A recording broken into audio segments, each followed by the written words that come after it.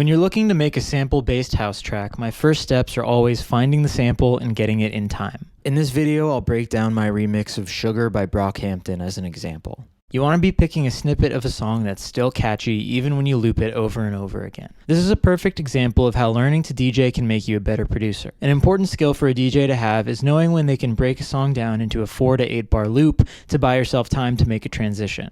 If you're making your audience listen to something over and over again, it better be danceable. It's not always needed, but it's usually good to have multiple loops or chops to pull from. This lets you make a B section to give your listener a break from hearing the same part over and over again. You can see in my project file that I tried out a lot more loops than I eventually ended up using. I spent more time identifying parts to sample than I did on any other part of this project. If the sample is the foundation of your song, it has to be really good. It's also a good idea to sample parts of songs that are drum-free. If the sample you work with already has drums in it, you're committed to whatever drum groove is baked in. Not impossible to work with, just a little more limiting. Next is getting the sample in time. I wanted this sample sped up a bit, so I pitched it up 1 semitone in Ableton with the warp feature off. This raises the pitch and speeds the track up, and rather than guess the new tempo myself, I looked up the track's original BPM and used this website to find the new BPM. This took the guesswork out of the equation and let me move on to the next thing. A couple things. I love Ableton's warp and pitch shift features, and you can absolutely use them to manipulate the speed and groove of the sample. But the benefit of simply pitching the track up or down with warp turned off is that it gives you the sound you'd get by speeding up or slowing down a turntable. I find that a few semitones change is a great way to give the sample a subtle but distinct character that distinguishes it from the original. Another thing. It can help to sample tracks that start off close to the tempo you eventually want to work in. If you're making house, this is probably going to be between 120 and 140 BPM. It's not a bad idea to look for samples by searching your favorite artist's catalog by BPM. I've had that work out for me a few times.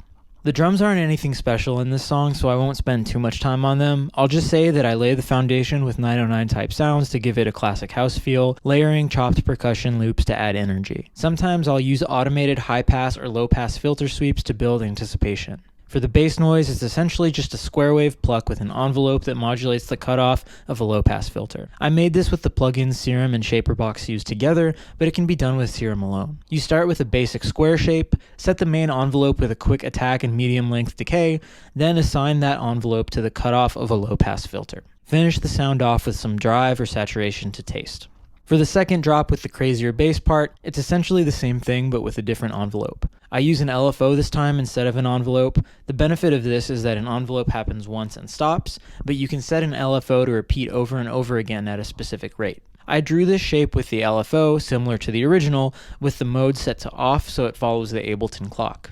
Turn on LFO BPM sync and assign the LFO to a low-pass filter cutoff. Then in Ableton, you can automate the rate of the LFO to speed up or slow down the wubs. You might notice I have 2 or 3 different bass channels in this project file. A lot of producers will split up one sound into 2 or 3 tracks so they can make small changes to one without affecting the other. I'll often duplicate my bass synthesizer and edit the new channel, then stitch the 2 sounds together in one phrase. This gives you more control in the mixdown process. If an effect that you use on one channel makes it louder or quieter, for example, you can easily adjust the faders to level them out. The arrangement of this track is also pretty standard, so I won't spend too much time on that. I like to start a song with a 16 to 32 bar loop that I like and build from there. I make sure to consciously decide early on what part of my song is going to be the highest energy so I can build up to that and give the listener a break afterwards. I also arrange the songs to be easy to use for DJs, so I make sure to give them 16 or so bars at the beginning or end of the song to mix in and out of. There are people who release their songs without that to make them more streaming optimal, since for the purposes of Spotify, shorter is better. Then they also release an extended cut for DJs to use. I personally don't care to do that. Maybe I should, who knows.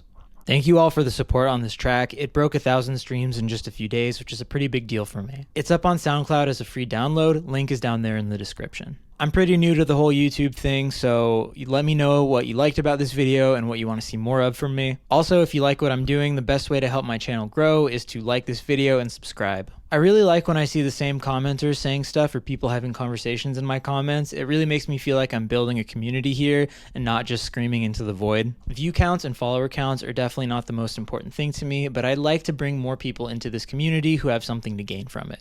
So send this to a friend or two if you think they might like it. Happy producing, everybody. Thanks for watching.